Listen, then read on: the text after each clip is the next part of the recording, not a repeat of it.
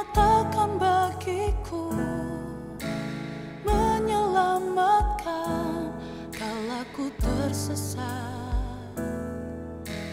Tak pedulikan kelam masa laluku, ku diubahkan, dijadikan berkat.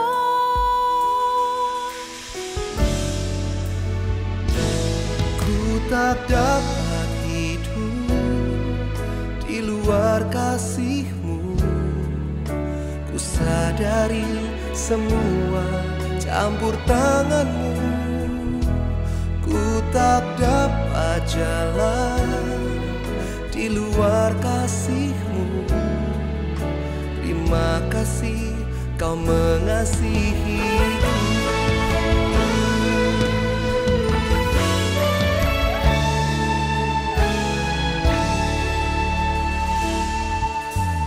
Kebaikan-Mu Kau nyatakan bagiku, menyelamatkan kala ku tersesat.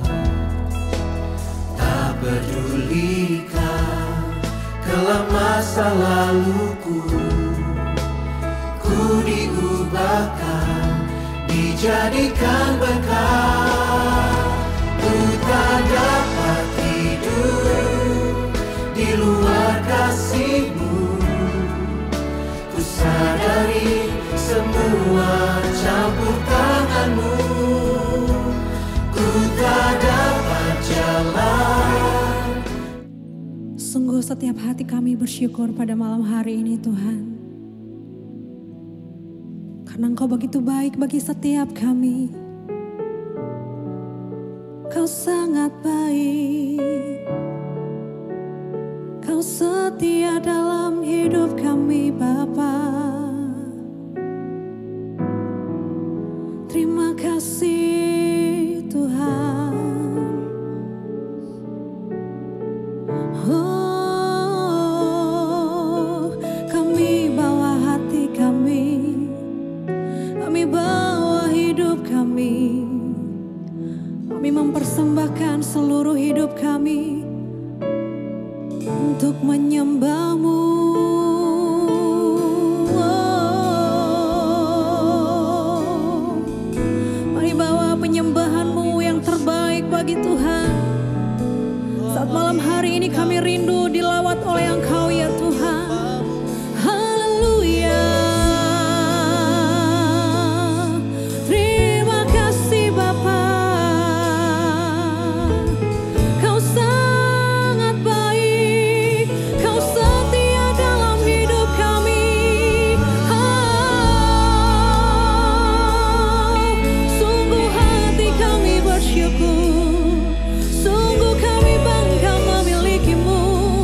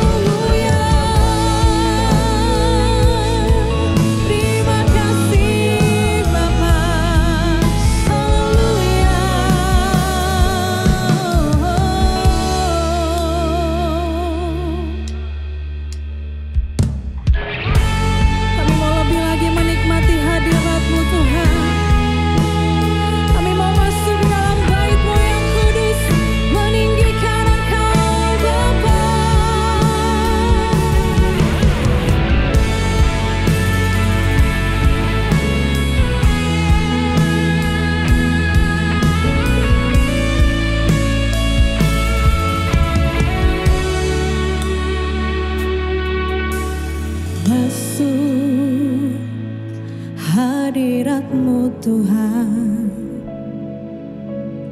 dengan korban pujian, masuk hadirat-Mu Tuhan, berhiaskan kekudusan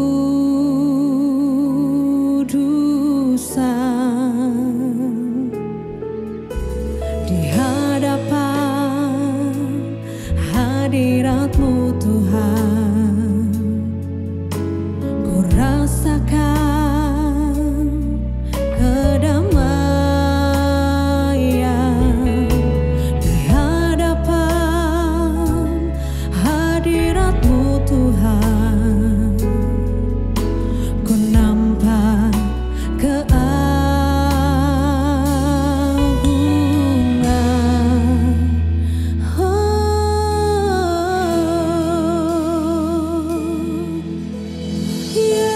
Yesus, ku sembah Kau, sujud di hadapan-Mu.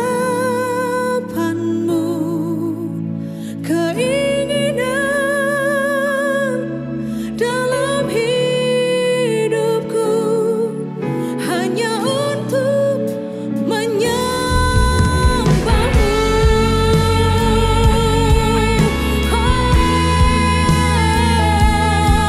Menyembah-Mu Tuhan. Mari sama-sama katakan,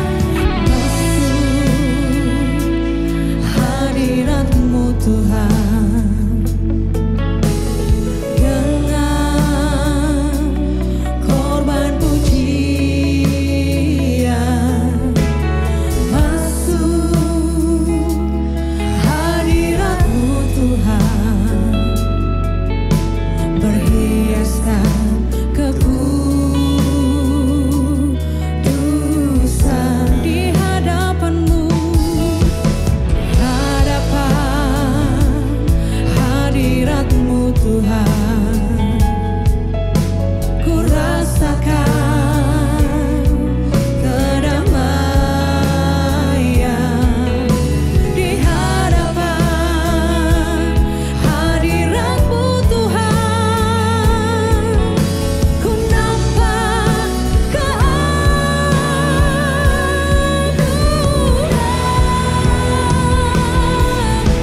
Yesus,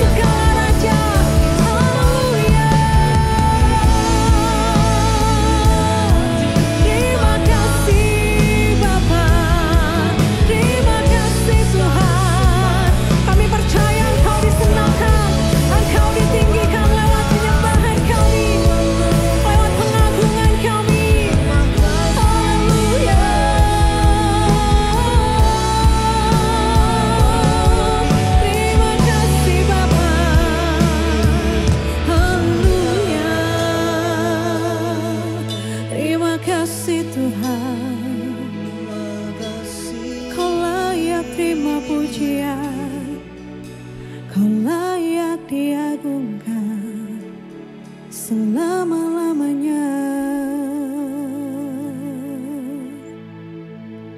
Yesus. Terima kasih Tuhan Yesus, terima kasih. Biarlah kami lebih lagi Tuhan untuk bersekutu dengan Tuhan. Terima kasih pengorbananmu Tuhan. Terima kasih atas kasih-Mu. Thank you Jesus.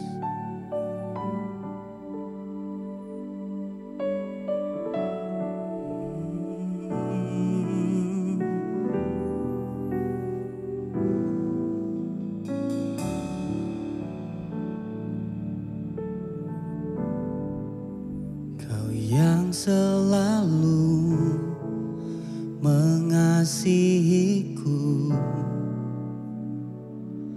dengan kasih yang kekal, pengorbananmu membuatku merasa berharga di matamu.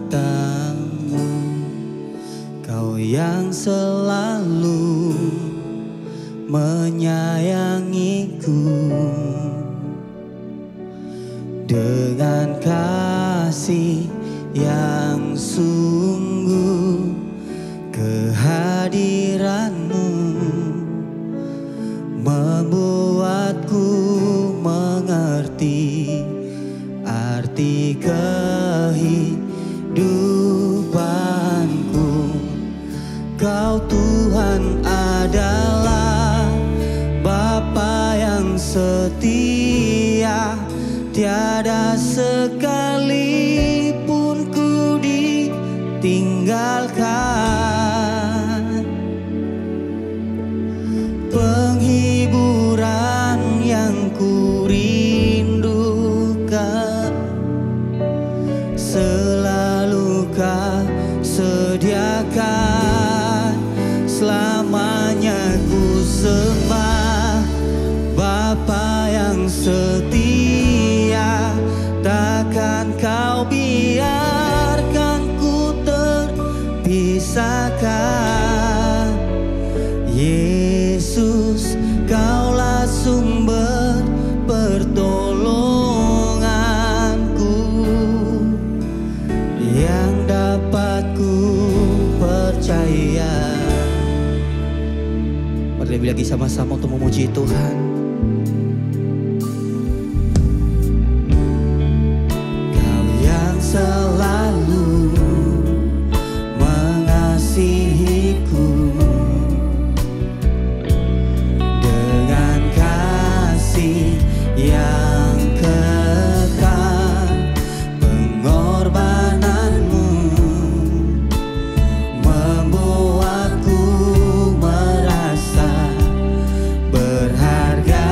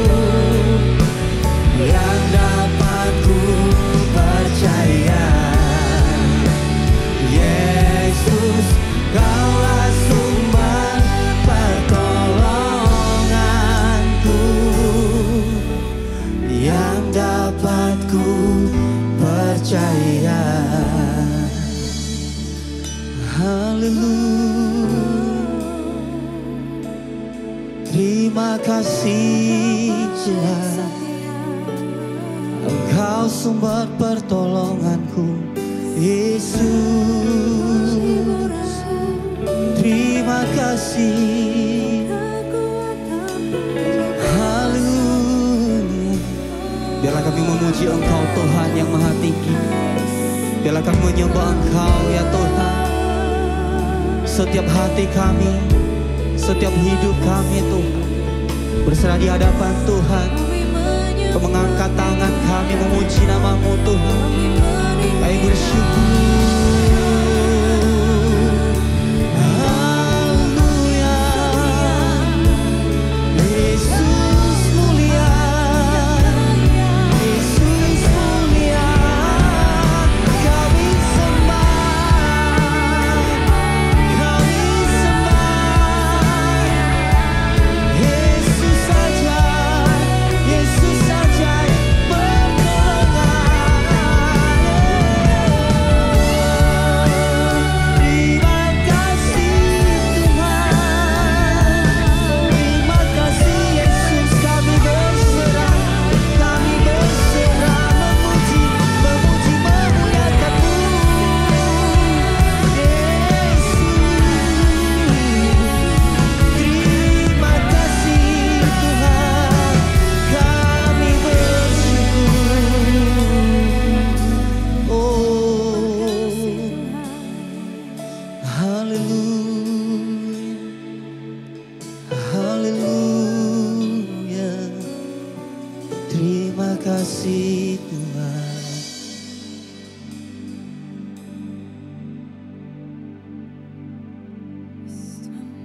Kami mau selalu menyenangkan hati Engkau ya Tuhan.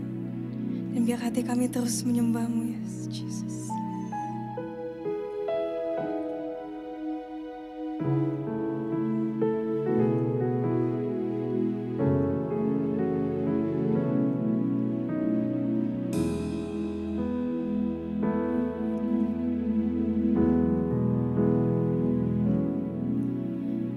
Tuhan, ku mau menyenangkan-Mu. Tuhan, bentuklah hati ini jadi bejana untuk hormat-Mu. Cemerlang bagai emas murni. Tuhan, ku serahkan hatiku. Semua ku berikan padamu. Kuduskan hingga tulus selalu. Agar aku menyenangkan-Mu. Menyenangkan-Mu, senangkan-Mu, hanya itu kerinduanku. Oh, menyenangkan-Mu, senangkan hatimu, hanya itu kerinduanku.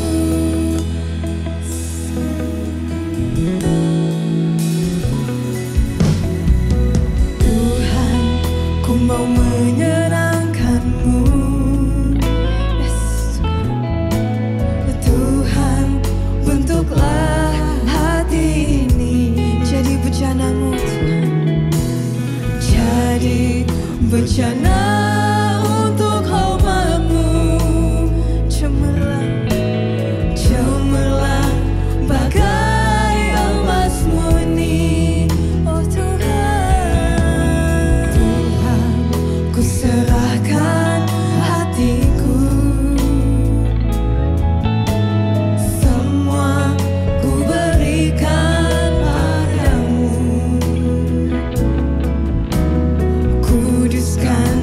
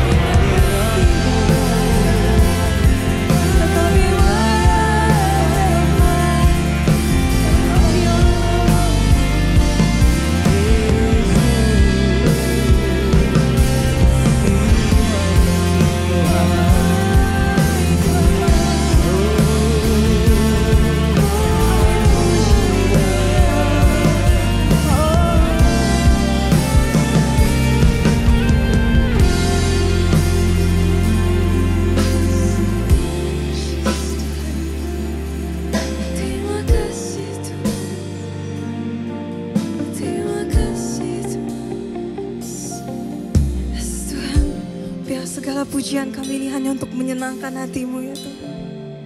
Dan biarkan seluruh hidup kami ya Tuhan kami serahkan hanya untuk menyenangkan hati-Mu Bapa. Kami bersyukur ya Bapa, kami bisa terus menyembah Engkau, bisa terus memuji Engkau, bisa terus menyenangkan-Mu ya Tuhan. Kami serahkan hidup kami ke dalam tangan-Mu ya Tuhan. Amin.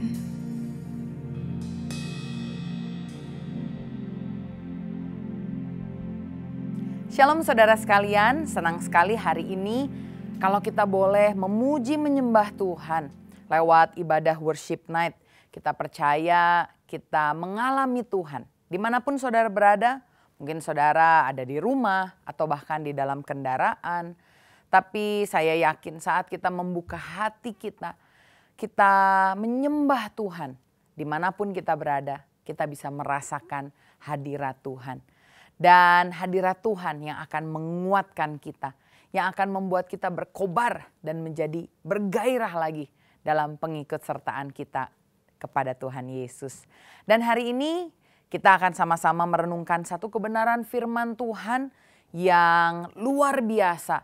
Dan saya berdoa supaya setiap dari kita mengalaminya. Hari ini saya Jessica Abraham mengajak saudara untuk merenungkan firman Tuhan yang saya beri judul Yesus Sang Penyembuh. Kalau kita berbicara soal kesembuhan ilahi, kita percaya kalau Yesus dulu, sekarang, dan selamanya tidak berubah, maka kita juga harus yakin. Di dalam firman Tuhan kita lihat kemanapun Yesus pergi selalu ada mujizat, termasuk kesembuhan terjadi. Dan begitu juga hari ini, kalau kita sebagai gereja Tuhan menyembah Yesus yang sama, kita percaya bahwa kesembuhan itu menjadi bagian kita juga. Bukan hanya bagian gereja mula-mula, tetapi buat kita semua gereja Tuhan di akhir zaman ini. Saya rindu gereja-gereja Tuhan mengalami kembali mujizat sebagai sesuatu yang biasa ada di kehidupan pengikut sertaan kita dengan Tuhan. Bukan sesuatu yang dianggap wow luar biasa. Atau bahkan sesuatu yang dianggap hanya dimiliki oleh orang-orang tertentu saja. Tidak. Karena kalau kita ingat firman Tuhan bilang, orang percaya kalau menumpangkan tangan atas orang sakit itu akan sembuh. Nah, kita akan lihat beberapa prinsip firman Tuhan mengenai kesembuhan, tentang bagaimana apa yang perlu kita mengerti tentang prinsip-prinsip ini. Karena sekali lagi, kalau kita berbicara soal kesembuhan, kita yakin Yesus menyembuhkan bukan karena perasaan kita, tapi karena firman Tuhan berkata Yesus menyembuhkan. Itu yang menjadi landasan iman kita, yaitu firman Tuhan. Dan kita akan melihat satu hal kesembuhan yang Tuhan Yesus lakukan dalam hidup seorang yang bernama Bartimeus. Saya mau mengajak saudara untuk membuka firman Tuhan di dalam kitab Markus pasalnya yang ke-10. Dimulai dari ayat yang ke-46. Lalu tibalah Yesus dan murid-muridnya di Yeriko. Dan ketika Yesus keluar dari Yeriko bersama-sama dengan murid-muridnya dan orang banyak yang berbondong-bondong, ada seorang pengemis yang buta bernama Bartimeus. Anak Timeus duduk di pinggir jalan. Ketika didengarnya bahwa itu adalah Yesus orang Nazaret, mulailah ia berseru, Yesus anak Daud, kasihanilah aku. Kita nanti lihat bagaimana di akhir kisah ini Bartimeus disembuhkan. Tapi yang pertama kita harus teladani prinsip Bartimeus, yaitu dia berfokus kepada Yesus Kristus. Mengapa dia berteriak, Yesus anak Allah, kasihanilah aku, anak Daud, kasihanilah aku. Karena dia mengerti, dia pernah mendengar Yesus adalah, kalau orang Yahudi memakai istilah anak Daud, ini menunjukkan tentang Mesias yang diurapi, seseorang yang dijanjikan datang untuk menyelamatkan. Dan Bartimeus mendengar tentang Yesus dan dia berfokus ketika didengarnya Yesus datang lewat di kota dia. fokusnya adalah Kristus, dia nggak minta apa-apa dulu. Dia hanya dengar Yesus, Yesus kasihanilah aku. Dia nggak peduli bahkan dengan orang sekitarnya. Karena ternyata di ayat selanjutnya firman Tuhan berkata ayat ke-48. Banyak orang yang menegurnya supaya ia diam. Namun semakin keras ia berseru, Anak Daud kasihanilah aku. Saya melihat ternyata di akhir zaman ini ketika kita berteriak minta tolong sama Yesus. Minta Tuhan melakukan sesuatu. Percaya penuh sama Yesus. Seringkali orang-orang mencemooh kita dan menganggap udah diem aja. Apa sih Yesus, Yesus, Tuhan, Tuhan. Zaman gini masa percaya sama Tuhan, aneh banget.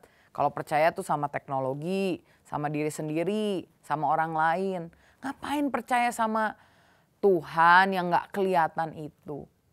Tapi mari kita teladani Bartimeus. Ketika dia kenal tentang Yesus, dengar tentang Yesus, tahu apa yang Yesus bisa lakukan, tahu siapa Yesus, maka dia secara radikal percaya. Dia bahkan firman Tuhan tadi bilang, waktu dibilang diam, semakin keras dia berseru, Anak Daud kasihanilah aku. Mungkin bukan orang-orang yang membungkam engkau saat ini. Mungkin saudara dibungkam dengan hasil dari dokter tentang vonis penyakit yang saudara idap saat ini. Atau mungkin saudara terbungkam oleh perasaan sendiri dan merasa aduh Yesus gak bisa bantu sepertinya.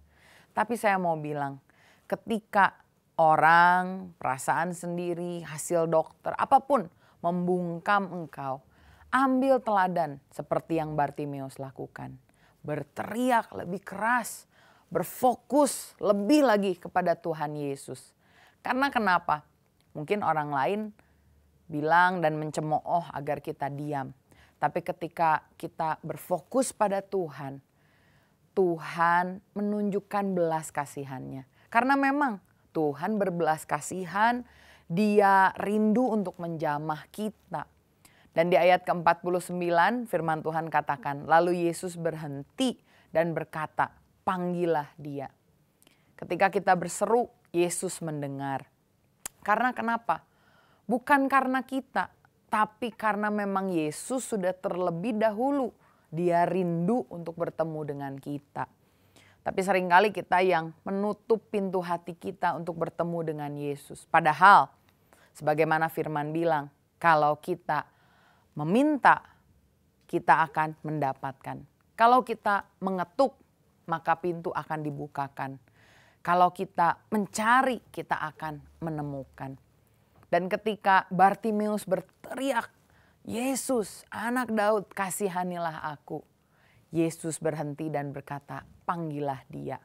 Ini menunjukkan Yesus rindu untuk menjamah. Bahkan di ayat lain karena ternyata perikop ini dituliskan di 3 Injil. Dikatakan bahwa Yesus menyembuhkan Bartimeus karena belas kasihan. Ya, Yesus adalah pribadi Allah yang peduli, yang berbelas kasihan kepada kita. Dan apa yang terjadi dalam hidup Bartimeus? Ayat firman Tuhan berkata, mereka memanggil orang buta itu dan berkata kepadanya, kuatkan hatimu, berdirilah, ia memanggil engkau. Lalu ia, ini Bartimeus, menanggalkan jubahnya dan segera berdiri dan pergi mendapatkan Yesus. Ini adalah teladan. Bukan hanya Bartimeus berfokus pada Yesus, tapi dia juga memiliki iman yang bertindak. Sama-sama kalau saudara mendengarkan renungan ini, kita sama-sama katakan iman yang bertindak.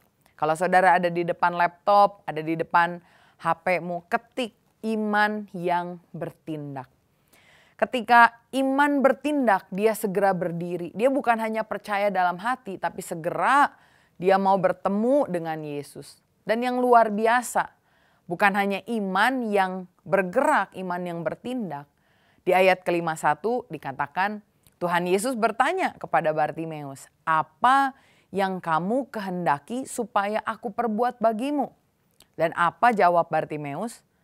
Jawab orang buta itu, firman Tuhan katakan, Rabuni, supaya aku dapat melihat. Ini menunjukkan bahwa Bartimeus memiliki iman yang besar. Hari ini kalau saudara ditanya sama Tuhan, apa yang kamu mau aku lakukan dalam hidupmu? Apa yang saudara akan jawab? Mungkin saudara telah lama mengalami sakit penyakit dan saudara rasa ini gak bisa disembuhkan. Sehingga ketika dalam doamu kau sudah tidak minta lagi Tuhan menyembuhkannya. Betul saudara, baik untuk minta damai sejahtera, sukacita, penerimaan, kekuatan itu baik. Tapi mari kita belajar seperti Bartimeus. Ketika ditanya kamu mau apa? Dia gak minta, saya mau jadi orang buta yang sukacita. Saya mau jadi orang buta yang damai sejahtera. Sekali lagi tidak salah untuk meminta Tuhan kekuatan. Sama seperti Sadrak, Mesak, Abednego. Mereka bilang kalaupun Tuhan mengizinkan mereka masuk dapur api, mereka minta kekuatan. Gak salah saudara. Tapi saya mau tantang kita berdiri di atas landasan firman Tuhan. Meneladani Bartimeus yang memiliki iman yang besar. Karena dia berani bilang, Rabuni supaya aku dapat melihat. Padahal dia tahu, apalagi di zaman itu. Zaman sekarang menyembuhkan orang buta itu bukan perkara mudah. Harus operasi, kadang operasinya pun gagal. Dan apalagi waktu zaman itu, orang buta kemungkinan untuk disembuhkan hampir tidak ada. Tapi Bartimeus punya iman yang besar. Dia meminta sesuatu yang sepertinya mustahil. Tapi apa yang dikerjakan oleh Yesus? Ayat 52 firman Tuhan berkata, kata Yesus kepadanya, pergilah, imanmu telah menyelamatkan engkau. Pada saat itu juga melihatlah dia. Tadi kita merenungkan siapa yang meminta, dia mendapatkan. Ketika Bartimeus meminta kesembuhan, dia mendapatkan kesembuhan itu. Dan ini teladan selanjutnya yang sangat penting untuk kita lakukan dalam hidup kita.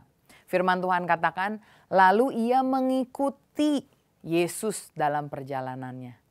Ini adalah respon yang tepat. Ingat saudara, meskipun kesembuhan itu dilakukan oleh Tuhan Yesus, tapi itu bukan puncak dari pelayanannya. Artinya sama seperti kita, kalau hari ini kita disembuhkan, itu bukan puncak pengenalan kita. Tapi justru pintu gerbang untuk membuat kita hidup lebih lagi mengenal Tuhan.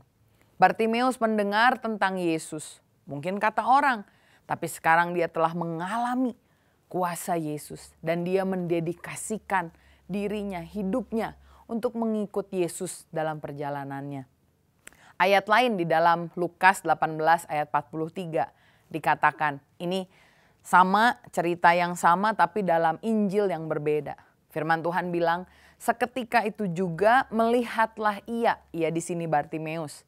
Lalu mengikut dia di sini Yesus sambil memuliakan Allah. Dan seluruh rakyat melihat hal itu dan memuji-muji Allah. Saya percaya bahwa kesembuhan ilahi sekali lagi bukan untuk kebaikan kita, keenakan kita, untuk hanya sekedar menyembuhkan kita agar hidup kita ke depannya lebih mapan, opportunity, kesempatan lebih terbuka, bukan. Tapi kesembuhan ilahi terutama adalah untuk kemuliaan Allah. Saya rindu ada mujizat yang banyak ditemukan, terjadi lagi dalam gereja-gereja Tuhan. Bukan untuk sok-sokan, bukan untuk bilang, wah saya hebat, gereja saya hebat, bukan. Tapi biarkan itu menjadi pintu gerbang untuk orang-orang bisa mengenal Tuhan. Bisa bahkan memuliakan Tuhan, mengikut Tuhan dengan sepenuh hati. Dan kiranya ini semua hanya untuk kemuliaan Tuhan. Hari ini saya berdoa, kalau saudara mengalami kelemahan tubuh, kita percaya bahwa Yesus adalah Allah Sang Penyembuh. Kita belajar untuk fokus kepada Dia. Meneladani Bartimeus, dia memiliki iman yang bertindak karena dia tahu Yesus peduli, Allah peduli. Dia memiliki iman yang besar yang bisa meminta, berani meminta sesuatu hal yang tampaknya mustahil. Dan ketika itu dijawab oleh Tuhan, mari kita teladani Bartimeus. Kita mengikut Tuhan dengan segenap hati, memuji Dia, bahkan memuliakan Tuhan. Sehingga orang-orang di sekitar kita bisa merasakan Tuhan, bisa mengenal Tuhan. Dan pada akhirnya mereka pun bisa menerima Tuhan Yesus sebagai Tuhan dan Juru Selamat. Saya mau berdoa buat saudara yang sedang sakit saat ini. Dengan iman, saudara boleh doa sama Tuhan. Letakkan tanganmu di bagian yang sakit dan kita minta karunia Tuhan ditunjukkan dalam hidup kita. Kemuliaan Tuhan kita rasakan. Bukan untuk kita, tapi agar kita bisa terus mengenal Tuhan dan memuliakan Dia. Mari kita berdoa. Bapa, hari ini kami berdoa terkhusus untuk teman-teman kami yang mendengar firman Tuhan. Biarkan Tuhan, kami yakin dan percaya Yesus yang sama akan menyembuhkan kami. Baik secara jasmani, secara rohani Tuhan. Kalau ada sakit yang mungkin didiagnosa oleh dokter, apapun itu Tuhan. Kami melihat dalam firman Tuhan, sebagaimana Bartimeus Engkau sembuhkan, Engkau juga sembuhkan kami. Dan biarkan itu bukan menjadi puncak dari pengenalan kami akan Tuhan, melainkan pintu gerbang untuk kami masuk lebih rindu lagi mengenal Engkau Allah yang hidup. Terima kasih Tuhan, Engkau jamah setiap bagian yang sakit, setiap organ-organ tubuh, kelemahan-kelemahan tubuh, Kau yang sempurnakan dengan bilur-bilur Tuhan Yesus.